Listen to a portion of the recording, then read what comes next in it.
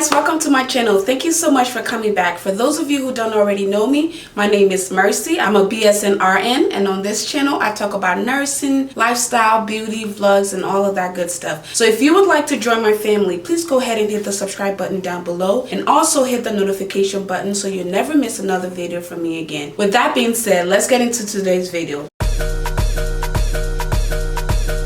So in today's video, I'm going to be talking to you guys about some of the main reasons why a lot of nurses, especially new nurses, do not survive past their first year. So ever since I started doing videos here on YouTube, I have learned so much, even more than I learned in nursing school, about the reality of nursing. And a lot of times when I post a lot of my videos, I get a lot of comments that are sometimes uplifting and sometimes really breaks my heart. So I just wanted to talk to you guys about this topic. This topic is also, in my opinion, not talked about enough in nursing school. So there is a big transition shock or culture shock that happens when a student or when a person leaves the student nurse role and transitions into the registered nurse role. So one of the primary reasons why a lot of nurses do not make it past their first year is, as I said, transition shock. So when I say transition shock, it's kind of like culture shock, moving to a new city or moving to a new town or a new country. The primary focus in nursing school is to teach you the basics about nursing and how to pass your state boards, but I feel like they really don't tell you about the reality of what nursing is. So when people leave that student role and go into the real world, it's really scary, and it's something that a lot of us don't expect. And it can be anything from the workload, the hours, the kind of patients you're dealing with, and how to interact with people or doctors, nurses, and family members. It can be anything of that nature. You know, going into a new setting for the very first time. That transition shock is one of the scariest things for people who are not strong enough emotionally or mentally, or for people who don't have the correct support. It can be kind of a disappointment, and sometimes a lot of those people end up quitting without getting over that hump and seeing the actual full potential of what the profession of nursing really is. The second thing I'm going to talk about is nurses eat their young. So I hate this phrase. I really hate this phrase, but I'm just going to use it for the purpose of this video. So a lot of times you hear nurses eat their young. This is something that has been in the field of nursing for the longest time. In my opinion, I feel like this phrase has been highly accepted, and it shouldn't be. So nurses eat their young, for those of you who don't know what that is, there can be a lot of interpretation of this, but it just basically means that the older, more experienced nurses are harsh on the newer nurses. So that can be anything from bullying, name calling, making you feel worthless, making you feel unwelcome. This is something that is much more common than we think or than we even talk about. Again, I feel like a topic like this should be at least introduced in nursing school so that when people go out into the real world, they are better prepared for these kind of situations. Some of the reasons why a lot of nurses quit is because maybe their preceptor is horrible to them, maybe dealing with a rude doctor, or maybe dealing with a nursing culture where the norm is not to accept newer people or to make them feel like they have to go through some kind of initiation or hazing process to be able to join the group. And it sounds funny. This is absolutely true, especially when you're dealing with a female dominated profession like nursing. And I feel like a lot of the reasons some of those behaviors go unnoticed or unstopped for two reasons: because people don't report it as much,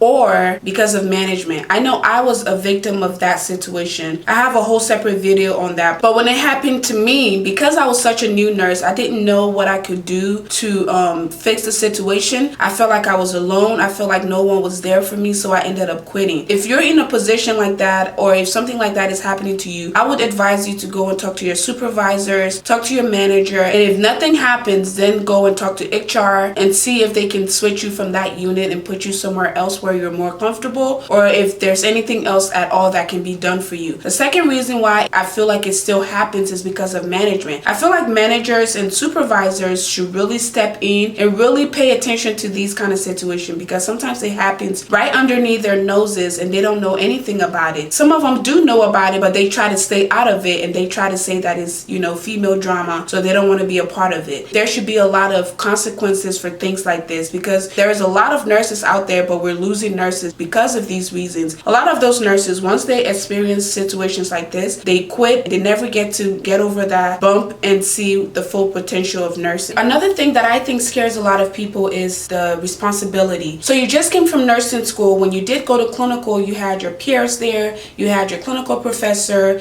you had the other nurses on the unit that you could ask questions or ask for help. But now you're a nurse, you feel like you're on your own. So let's say you have 5 patient assignment. There's a lot of responsibilities that comes with that. So you have to deal with the doctor, the social worker, your co-worker, the family, the patient. It can be kind of intimidating. And if you don't have the support, like the staff support, the charge nurse and your peers and your manager, if you don't have that kind of support, it can be kind of intimidating, and that can cause a lot of people to feel like they don't have the help that they need, and so they end up quitting. So in that situation, I would say, again, talk to your supervisor, talk to your manager, talk to your charge nurse, and just ask for help. It's better to ask a stupid question and get things right than to feel shy or feel embarrassed to ask something and do something wrong and end up hurting your patients. So I would say, to prevent a lot of these things, talk to your manager, make some friends on the unit, make sure you have a strong support system at home, people you can talk to about, what's going on at work, because you don't want to go to school, spend all this money, and end up just quitting. Usually when you do get over that first hump, nursing becomes more simple. You tend to find your way, your likes and dislikes and the kind of specialty you want to go into. It just becomes that much better. So I would say, talk to someone, join a support group, do whatever you can just to get the support you need so that you don't end up quitting before or in your first year. So that is it for this video, guys. I hope you guys enjoyed the video.